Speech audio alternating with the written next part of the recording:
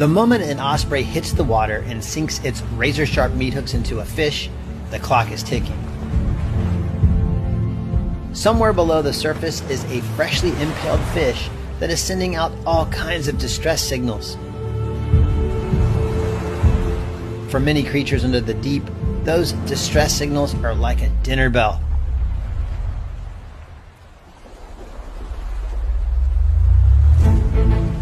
The osprey has to get itself out of the water in time, and with it, its weighty catch. In this case, a massive pompano that more than likely weighs more than the bird itself. Unbelievable.